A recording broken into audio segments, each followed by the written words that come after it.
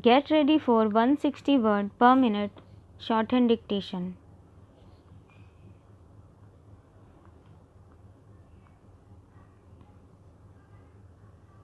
Start.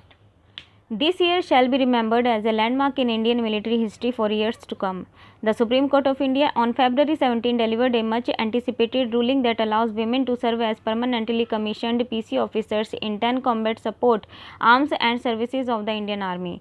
The Supreme Court also directed the central government to rescind the embargo on command appointments for women officers. This July, the government issued formal sanction offering PC to women officers of the Indian Army.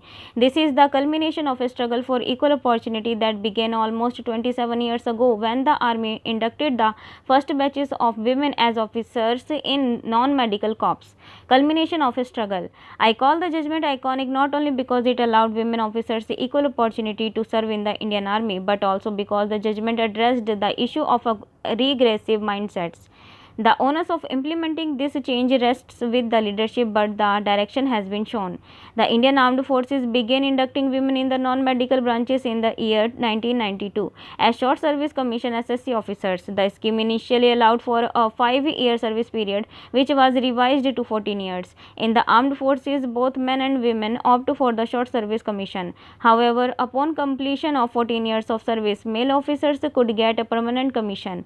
Women officers who had put in the same number of years of service were denied this privilege. In a quest for equality, many officers of Indian Army and Indian Air Force, Lieutenant Colonel Seema Singh was one of the first from the Army, filed cases in the Delhi High Court seeking to remove discrimination between genders.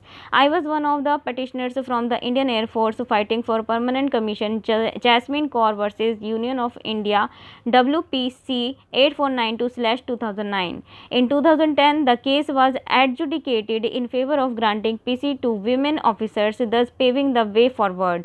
The Indian Air Force was first among the 3 services to grant PC to SSC women officers.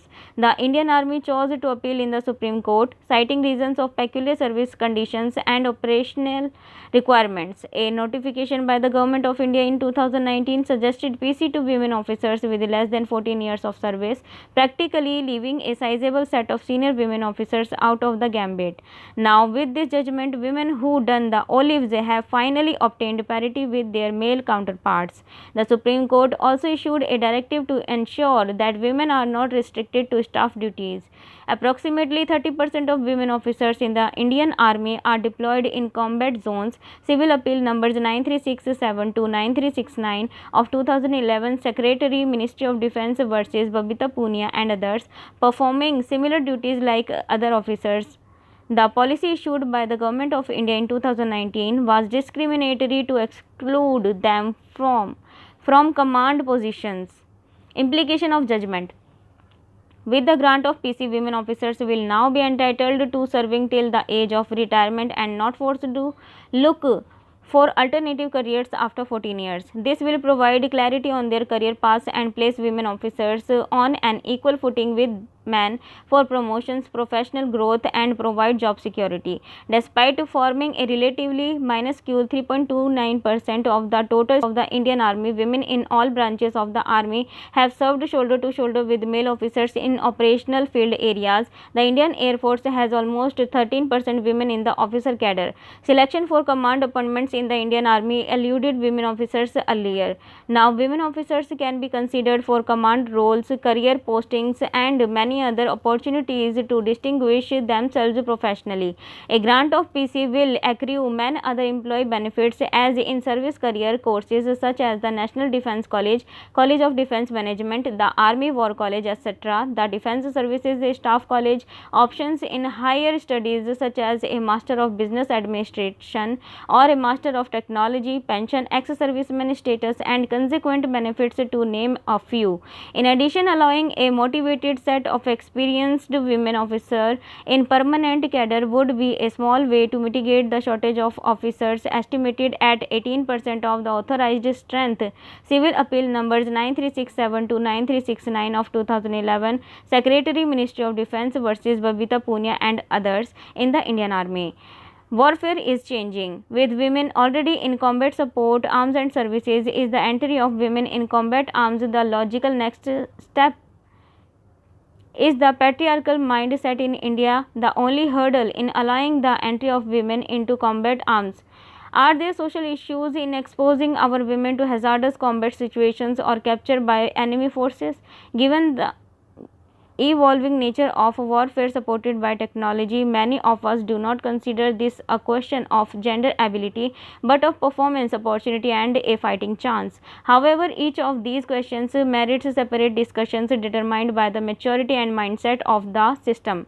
Countries such as the United Kingdom and the United States have been conservative about women in their respective combat arms, while others like the Israel Defense Forces have achieved widespread integration of women. I am sure we are on the correct path to further integration in future existing policy. Before we hail this step, another question needs to be addressed. Will women get the opportunity to directly join the services as permanently commissioned officers? I ask this with knowledge on the rationale behind the introduction of the SSC cadre. The terms of employment of Short Service Commission are subject to change and conversions into PC are based on force requirements. It is possible that based on cadre forecast, an SSC officer may not ever get a chance of converting to PC if there are no vacancies. This policy fairly applies to all SSC officers irrespective of gender. However, it must be noted that for women, the SSC is the only inroad into the armed forces except the medical corps. There is no provision for women to choose defense as a long-term career right at the outset as a PC officer. When parity of allowing entry of women as permanent cadre is attained, it would truly be a level playing field in terms of equal opportunity and career advancement. In August last year, Parliament removed Articles 370 and 35A of the Constitution from the statute book, effectively emasculating the special status of Jammu and Kashmir. It followed this up by carving out two union territories of J&K. The asymmetric character of the Indian federal structure, notwithstanding the manner in which the changes were effected, caused a great deal of dissonance. Criticism was nevertheless muted given assurances that the step would ensure a more closely integrated India Union. Pakistan predictably criticized the step, while China raised its voice, observing that bifurcation of J&K and the voiding of Articles 370 should not be seen as solely India's internal matter. Use of shock and awe. The August 2019 move confirmed the centre's willingness to resort to shock and awe tactics to achieve predetermined objectives, irrespective of whether the end results were achievable or not. The move on J&K was unexpected, the closest parallel possibly being demonetization. In both instances, the decisions were taken in utmost secrecy.